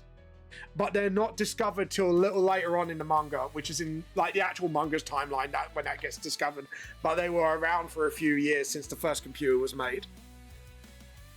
And Diginoids can, like Immortals, can take a form of anything. But once they're programmed that way, they stay that way. They can't change. But they stay digital. Like, they can't come out of the computer and stuff like that. Let me get it up, actually. But yeah, there's like a whole list of when races were born. Like during the Iron Age, the Stone Age, stuff like that. Like, I think like the first races were like elves and dwarves, I think. Humans came a little later on or something like that, but yeah. Like, if I complete this a little more, I'll try and get it all up. I'm really excited for this campaign. My goal is to find a way to make such a big impact in the world. Some way actually focus you to mention me in the lore. I will find a way.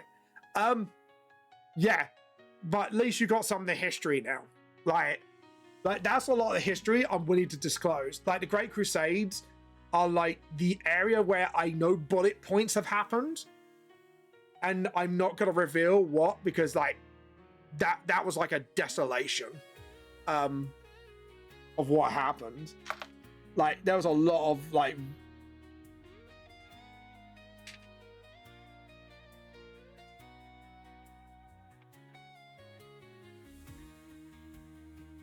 I plan a lot to literally 1v1 Ares and not lose. Right, so here's the thing. Ares is going to be, once I've done the revamps, Ares will be coming up in the next arc, so I can't have him killed off. But the dude's a dick. Even though he's pretty chill during the Three Kingdoms because he made a friend out of like Liu Bei. But the problem is after Liu Bei passed away, he went back to being a dick because he's just like, he was the only person actually worth being a nice guy for. Yeah. Yeah, don't break history, please. Don't do what Axel did. I had to kind of find a way to kind of law-wise, like, not break the law, basically. But yeah, I tried to mix in a little bit of history and supernatural and go, well, yes, this is what they say happened, but this is what actually really happened. Sort of thing, but also try to keep like the respect for history, like still pretty similar. It kind of blows my mind that you wouldn't have any of these genres that we know of about Tolkien or H.G. Wells. Yeah, but remember, Oda's played a big part in this as well, because if you look at how Oda builds up One Piece as well, Poppy, like he's built out lore like I have. He's fucking good.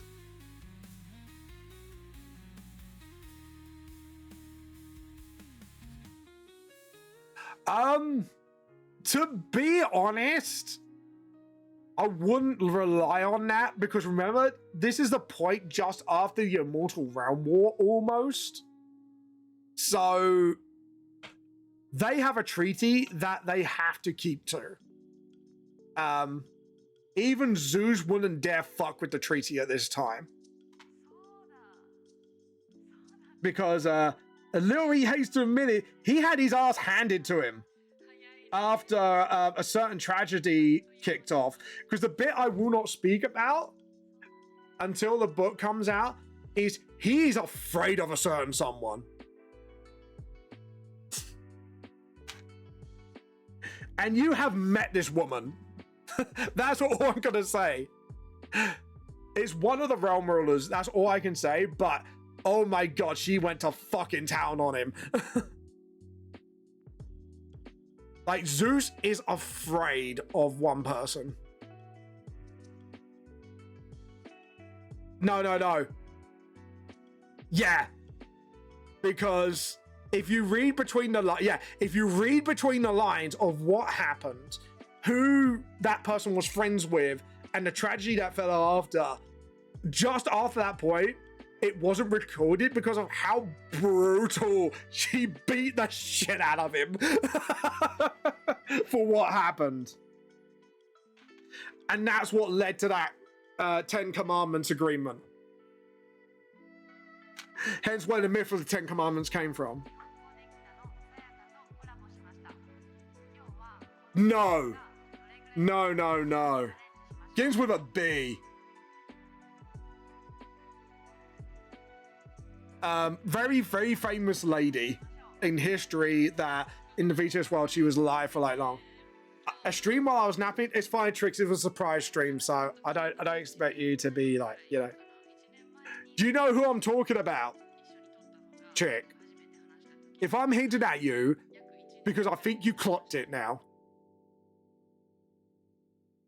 No, it wasn't Merlin. Merlin's not one of the realm rulers.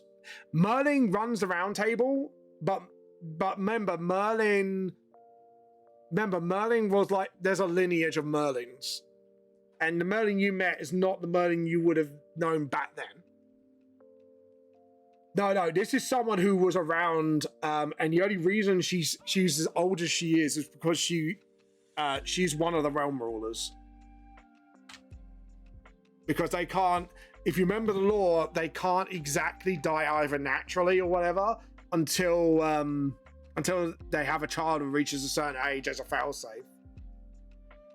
I think Chick's kind of clocked who it was, so I'm just gonna type it.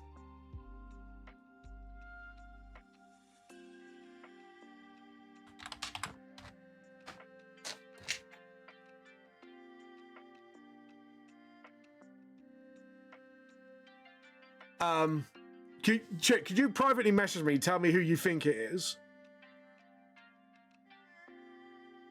Because couple of players were getting trained by her, by the way. That's your clue.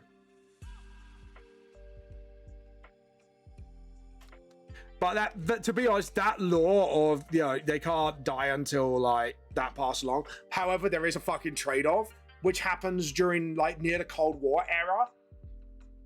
Which what happened with Mira's father, and that's before the events of VTLS.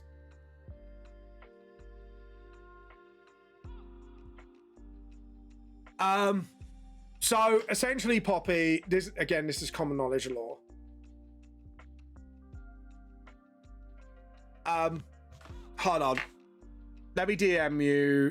Chick, I'm gonna private message you on Twitch. I'm just gonna whisper it to you so you know.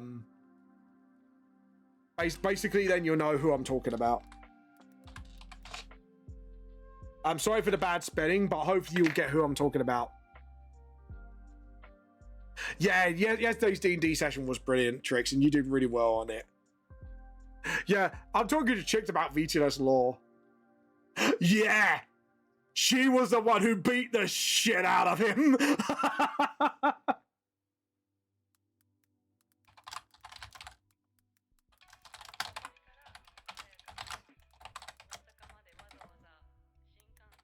Right, and I'll tell you the reason being. Yeah, the information Oliver was good because then I could do him a bit more justice, like personality-wise. Did you feel like I did justice for him, by the way? No, I wouldn't say chaos as such, but everyone had a... Let's just say, like, the players realized, like, Hattie's a bit more scarier than she should be. It's like, damn, Hattie's scary. And I love it. I love it. Right, Chick. That was why it happened. And it happened immediately after that tragedy.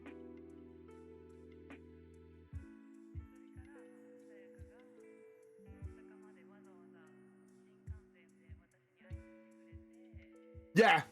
Like, literally beat, and I mean beat the shit out of Zeus. She didn't like him anyways, but that gave her the ultimate excuse to like beat down on him. Let's just say she got so angry, everyone else just pulled him off. Damn, so no Blam shit. No, but Blam nearly got murked by a Nurgle demon. But yeah, she beat the shit. So, sorry, to answer Poppy's question. So, Zeus, in my lore, is not a god, but is an embodiment of an element. So, people like Zeus, Hades, Hera, Selene, stuff like that, they're more like living embodiments of magi. So Zeus would be lightning, Selene would be shadow, stuff like that, and Poseidon would be water. They have been in multiple pantheons, having multiple names. So Hades as well, who's one of the first immortals alongside Poseidon, because they were the first two immortals to be ever born. And the way they're born is if a spell is so strong, either one or two things will happen. An immortal is born because you're going to have one of each time, or you make a pocket realm of that element, which you can make multiple. It just depends on the person. Which is like the in-between between like the realms and Earth.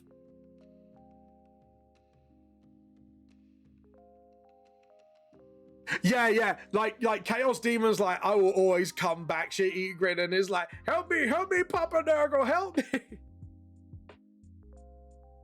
Yeah.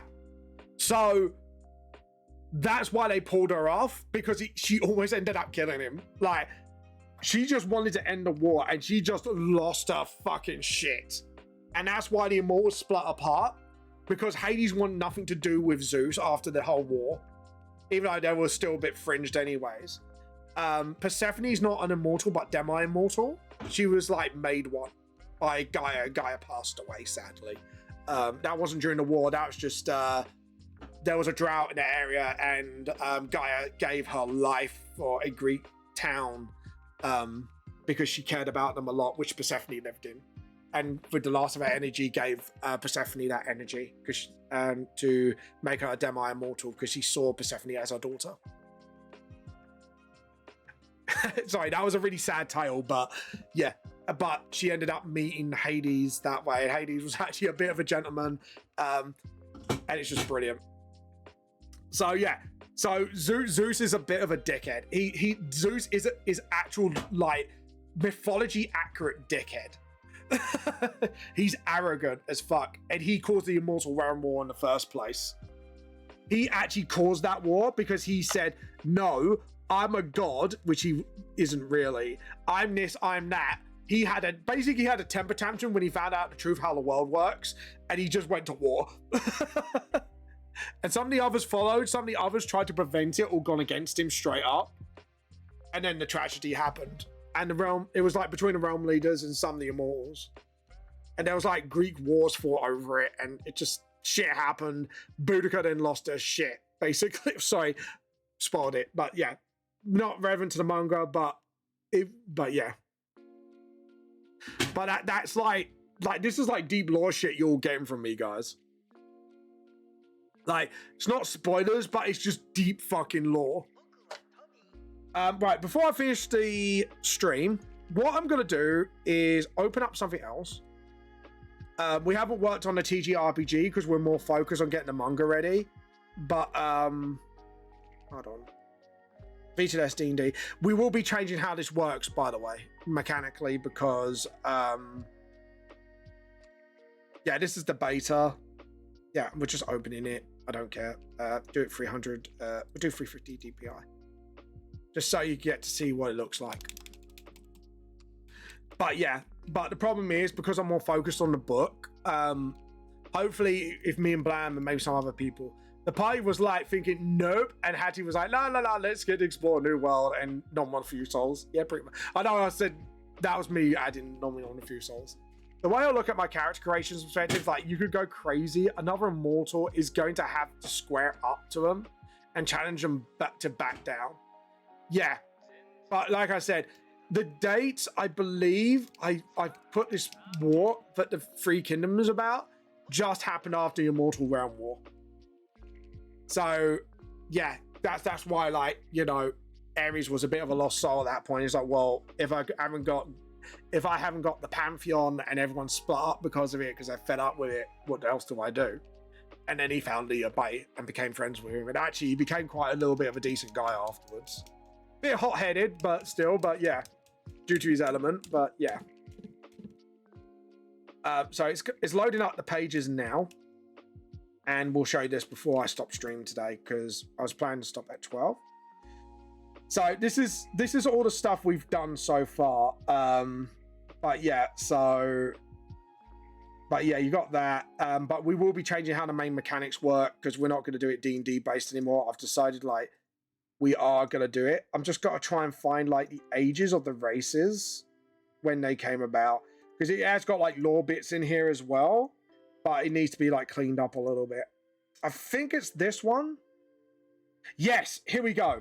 So this is the world of VTLS. So in one of the books, it's timeline of birth of races.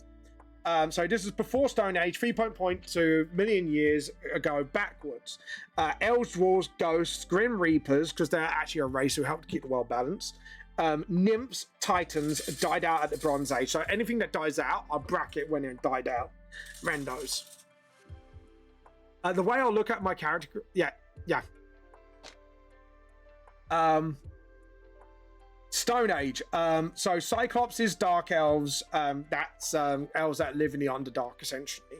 But they're called Dark Elves in my lore. Dragonoids, which would be like Dragonborn that can turn into full-on dragons.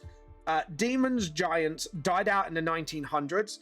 That is because of what happens in the books, if you got the original books. Goblins, gnomes, humans were born here because this is the Stone Age. Orcs, trolls, and zombies. By the way, I said Blam and Cairo should sound like Jim Bowing, a YouTuber who pranks hackers and scammers. I think I've seen him. He's fucking brilliant. Yeah, Bronze Age. This is when a lot of the mythological creatures were born. So you got Babylonians, which were like bird people, if I remember. Atlanteans, which are fish folk. Yeah, Babylonians, bird folk. So the actual name for their race is Babylonians. Atlanteans, centaurs, fairies, halflings, because halflings and gnomes are different. Half-breeds, which basically the first half-breed was born around about the Bronze Age, because some people just kept to their tribes before then. Hobgoblins, kobolds, immortals, obviously because this is where the first immortals were born. Minotaurs, mummies, Nephilims, angel folk. So it's called, instead of Nephilims, I call them Nephafels. So think of your Azmars, essentially. Is anyone else buffering? It's just me. I don't think I'm buffering. No. Satyrs, werenoids, which is like werebeasts, werewolves, all that. Wild things, which are beast folks, which are two completely different races. Like werenoids are more like werewolves in that, where they go from humanoid or whatever they were to this. But this is where the first one were produced. And the wild things are basically beast folk. Yes, I called them the wild things because the wild things reference. Yes, I got that. The Iron Age, which was Goliath's lizard folks, Nagas, which are snake folks, only Eastern demons, Tortle, trolls, reborns, which are people who are like, who are dead, but they possess their own bodies and that. Soul-bound undead, essentially. Vampires and Yeti. Classical area was Soulforge, which is machines with souls. Wizardmans and witchman maids, which are the wizards and witches. Because if you imagine like a lot of myths and stuff like that. Medieval era. Abominations, demons like Frankenstein's monsters and stuff like that. Oozians, with basically like ooze creatures. Beings of ooze with liquid-like bodies. Early modern era, which is like 1500 to 1800 era, would be Maskanoids, shapeshifters, phase shifters, living beings that can either teleport or they can make their bodies go ghost-like. Modern era, which is mutants and cyborgs, 1800s by early M6, by early MI6. So cyborgs were made by early MI6.